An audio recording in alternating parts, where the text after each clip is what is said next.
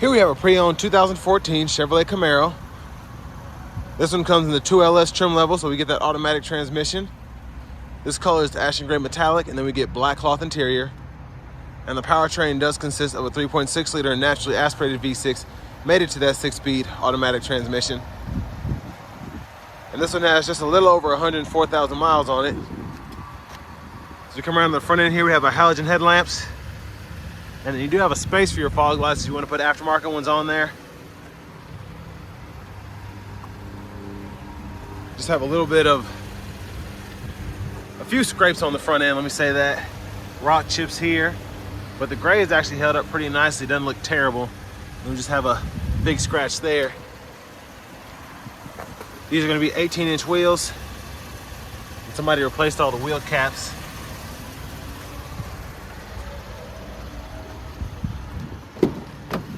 Now as we come to the door panel here, you can just click aside, right or left. Then you can adjust your power mirrors. Power door lock controls are here. And then the windows are one-touch automatic up and down. You can pop your trunk here, have a little storage spot in that pocket. And then you can pop your hood right here. And then your headlamp control is kind of hard to see in there. But headlamp controls and then your gauge cluster light, you can adjust that there. Gauge cluster brightness, excuse me. And then we have a 6-way driver's seat here. The seat back is power, and then the bottom, and then to adjust the seat height, all that's manual.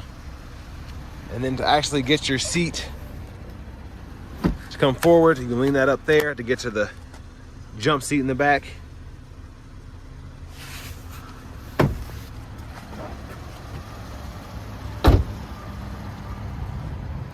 Then come around the back end here. The trunk's open, but dual exhaust there. I will say I had one of these for about from 40,000 to about 75,000 miles, and I didn't have any issue out of it. It was a V6 2LS. It was a 2012 model though, and I had two. I think those were 12-inch kickers in the back. Used to break the trunk latch. But loved the car when I had it for about 2 years. Just takes regular fuel.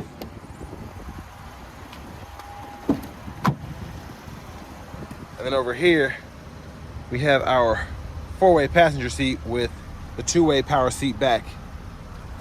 Just can't adjust seat height. Lockable glove compartment. This one still has part of the owner's manual in it. And I always like the space in this as well.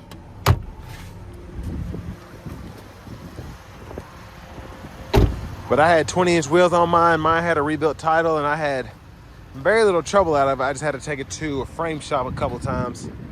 Again, because it got destroyed on the side, and whoever redid it didn't do the best job. But there's that 3.6 liter naturally aspirated V6, mostly covered up. And sorry for the wind noise. We're gonna go ahead and hop in the driver's seat.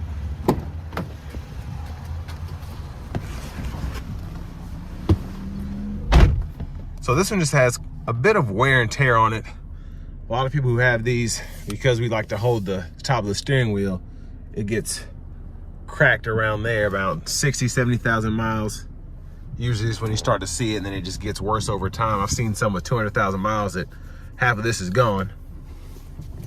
But this one's in shape that should be expected. Over to the radio here, we do get AM, FM, and XM radio. And then we have an aux input as well as a CD player. And then I actually put an aftermarket radio in mine, and it was pretty neat because it had different controls and all that here. Hazards are here. Lock and unlock the door there. Then volume knob, you can mute it, and then this is for your tune knob. Then you can also hit the menu button and go through all that as well. And then AC controls, fan speed is this. You can control fan direction by hitting these buttons. And then over to the right side, you can control temperature. And then you have your defrosters here, and then your air circulation and your AC. So I actually liked having that. They did a really good job with just the layout of the buttons in general. A little storage here for phones, traction control button. You can just tap that. And then for the 6-speed, pull the lever, reverse, neutral, drive. And then manual mode, you do get paddle shifters behind the steering wheel. Parking brake is here. 2 cup holders. Center console cupping space, get a 12 volt and an aux input down there. And there's a view of the back seat from up here. And dome lights, you can control those off, doors, and then on. On starts in the mirror. And there are the AC vents. Now coming to the steering wheel, turn your cruise control on by hitting that button, and then you can actually toggle all of that there and cancel it. And then you have voice recognition controls here. And then you can actually, thank you. That starts as the mute button too, and then you can go through your track list or radio station presets here, and then click this button to go through your sources, and then you can adjust your volume there. Blinkers over here, and then you can use this to go through your gauge cluster, the digital part, scroll through that, and then this serves as a clear button, and then you can actually go through your menus here. So I'm gonna take a quick look through all of that. If you want to pause somewhere to see something. I like the performance menu, it's pretty nice to have even on this V6. And then high beams are there. I like that you can actually toggle them on and off without having to turn them off that way. And then to the right side of the steering wheel, you have your windshield wiper controls. So one time, then intermittent low, high, and you can adjust your intermittent here, and then pull up here for front wiper fluid. And then this one has the fixed key, so it's not all one key fob, the key's separate. And there's the fob there.